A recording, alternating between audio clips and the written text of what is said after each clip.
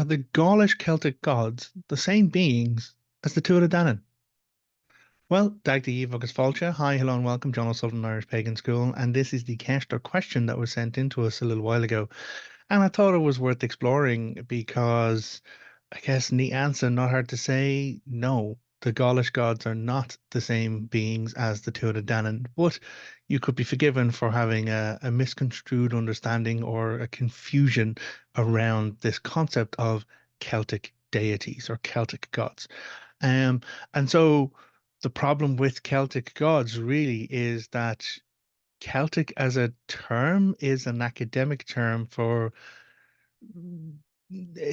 for the origins of countries that had similar linguistic structures.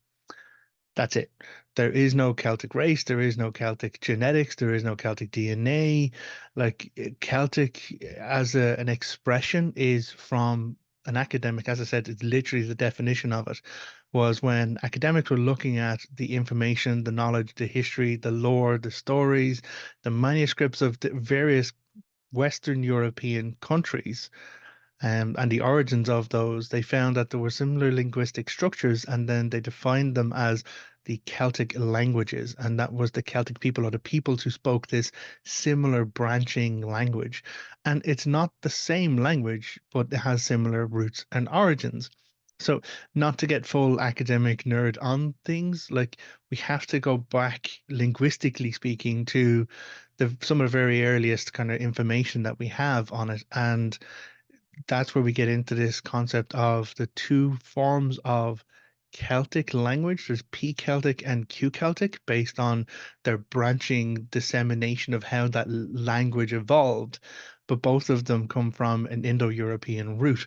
And so when we take the language of these Western European countries and trace it back, all of these information does go back to similar kind of roots, and this is where we get back to the origin of the species, the out of Africa kind of theory, and how humanity as a species, how Homo sapiens as a species began to move and change around the landscape of our country, of our world, sorry. Um, but even there, it's only the best guess on information as it is at the moment because further study has shown that Irish, specifically Old or Proto-Irish, has less in common with Indo-European root Celtic languages than it does with Finnish language, which and Finnish language is completely not in any way connected to this Celtic P or Celtic Q kind of language format. And so this is where things get really kind of odd when we look at this concept of Celtic nations. Like there were no Celtic nations. Like there was Gaul, there was Germania, there was, the Britons, but even then, Britain was Brittany in France, which is a section of Gaul.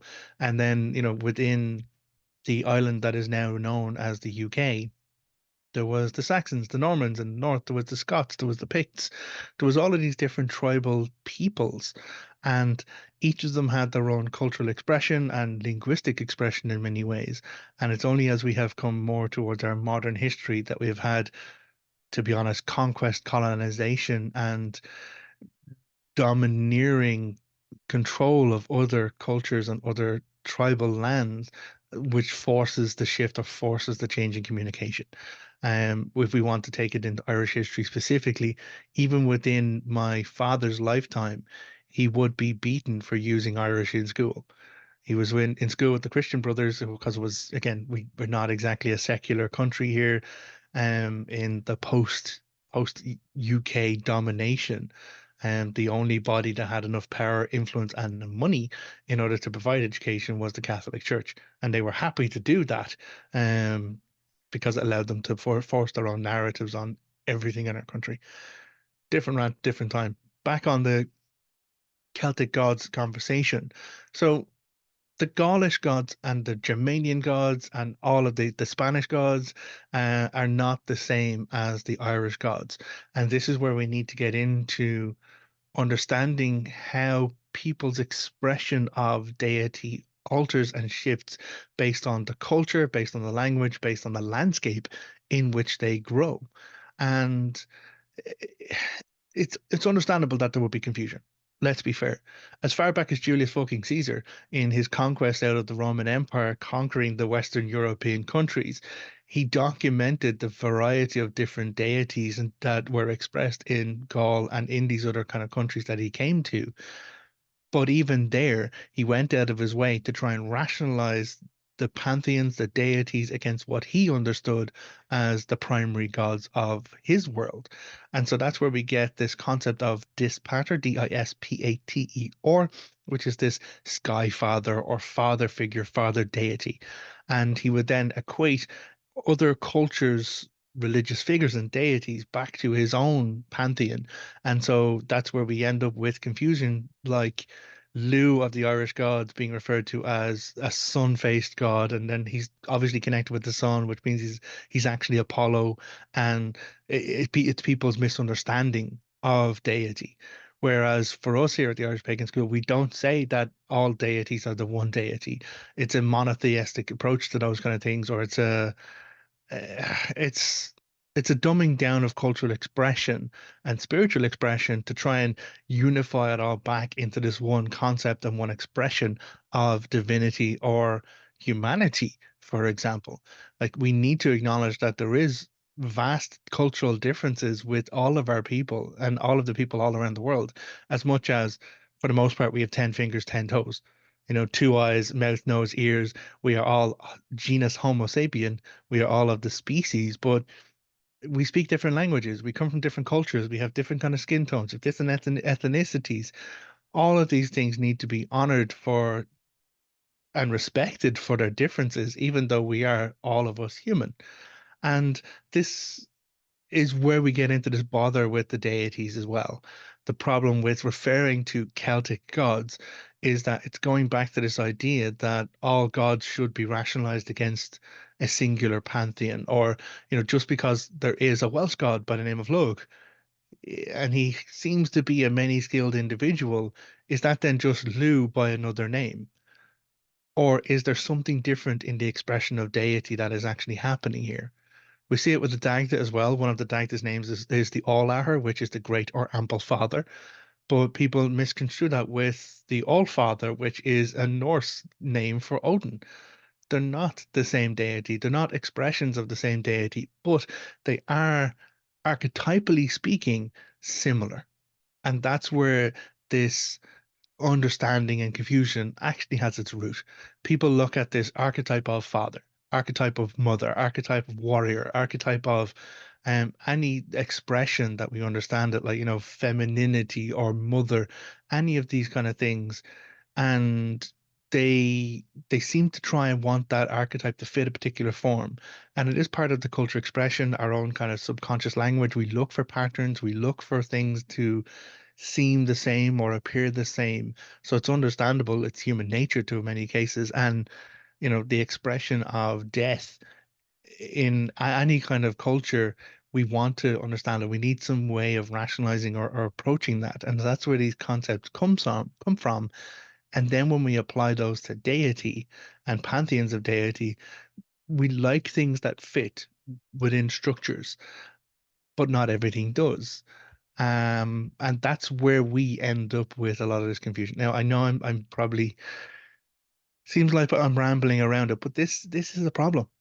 This is very much a problem when people come into the Irish Pagan School and we're talking specifically about Irish deities in the Irish lore, in our manuscripts, in our cultural tradition, in our literal landscape. There are places on this island that are named for these gods. Like the Hill of Uisneach, for example, is the seat of the Dagda's kingship. He didn't rule from Tara, he ruled from Uisneach. We have the Cave of the Cats, Upnagach, over in the Rathcroghan complex, which is the fit abode of the Morrigan. These places are still living within our landscape. And if you take the Dagda and just say, oh, well, obviously the Dagda is just a version of Odin expressed in a different way, or the Dagda is just Zeus or Jupiter because he's the sky daddy, he's not a sky father at all. And that's where we end up with the frustration, the real frustration when it's referred to as Celtic languages or Celtic gods. They are not the same.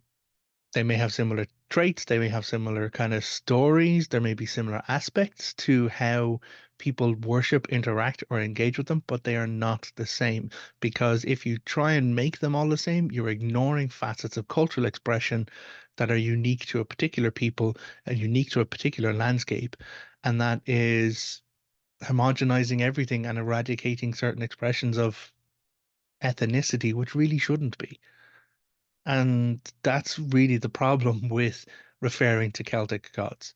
I've done reading on it and trying to understand a lot of this. There's a Gaulish deity by the name of Succulus, and Succulus has this symbol of a wheel, and the wheel is supposed to turn the seasons when Succulus works the wheel.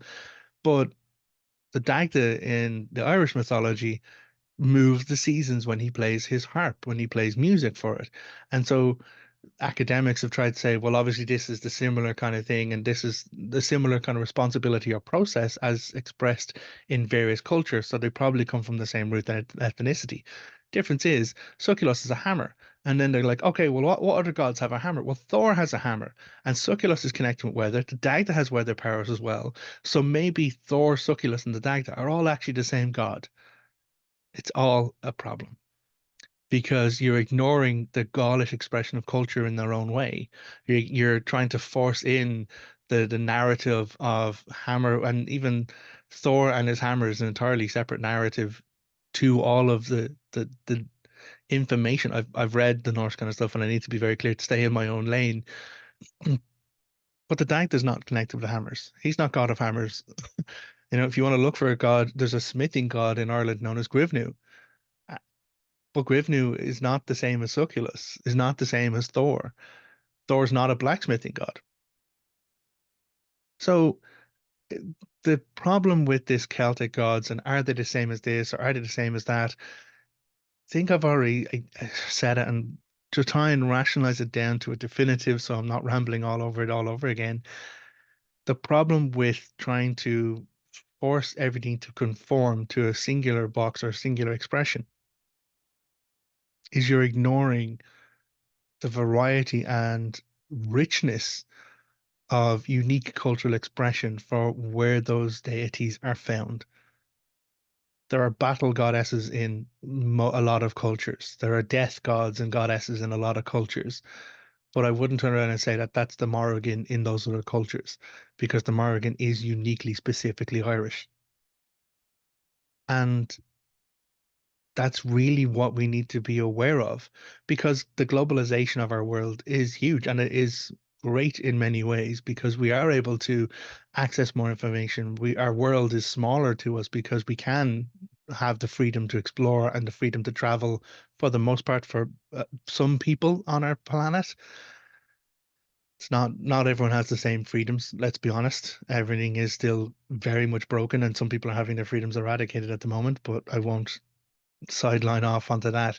I think it's important to understand that as we become a more unified global species and globally informed species, let's not completely destroy or forget the specifics of the spices of each culture, like their landscape, their stories, their art. Everyone points at Celtic knotwork art and the Latin style from France. It was very much happening all in Ireland. We have Neolithic art going back older than a lot of stuff on the literal stones of places like Newgrange, Nouth, and Douth, which show their drive, because it wasn't just, oh, I'll paint something or I'll use whatever. It is literally carved in the fucking stones of the landscape as an expression of art. And who knows, maybe there were spiritual elements to it as well, because why would a culture invest that much effort and energy in it? So if we start trying to homogenize everything, we lose facets of our understanding. We lose facets of the human condition as expressed through deity and divinity as well. So, to go back to the question at the top end, absolutely not. The Gaulish gods are not the Tuatha Dé Danann, and they are a different expression of deity based on a different culture, and it's not for me to talk about the Gaulish gods because I don't know them well enough, and I need to stay within my lane of the Irish deities. What I will say is, Gaurav Mahanga, thank you very, very much for the question. It's really well worth considering and well worth exploring. So thank you very much for the community member who asked that. I will also say, if you are looking for more information, go to irishpagan.school/free. We've over a year's worth of free resources available for you there to dive in and explore a lot of this. Watch another video here on YouTube or listen to another podcast if you're listening to it there. We have so much free information available because our purpose is to clear up misunderstandings and to allow people the freedom to explore things and to figure it out for themselves. Because it's not for me to say, yes, no, you're right, you're wrong, but I will give you more information and I will give you my perspective when it is looked for. So thank you very much. And until next time, look after yourself. Take care. August Lawn. Goodbye.